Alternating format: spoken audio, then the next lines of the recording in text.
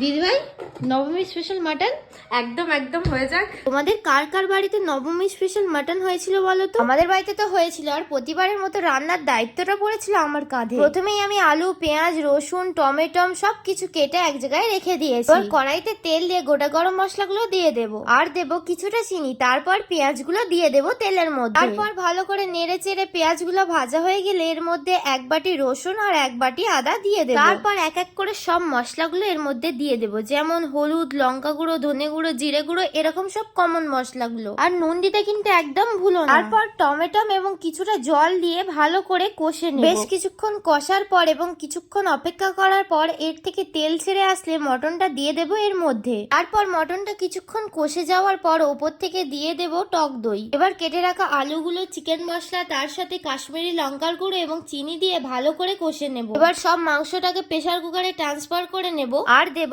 পরিমাণ মতো জল। তারপর 4টে সিটি দিয়ে নামিয়ে নিলে রেডি আমাদের মটন কষা। কি টেস্টি দেখতে হয়েছে তাই না? কিছুটা গরম মশলা দিতে না দিতেই দেখি চাইতে চলে এসেছে একজন। আর পাপা খেয়েও বললো খুব টেস্টি হয়েছে।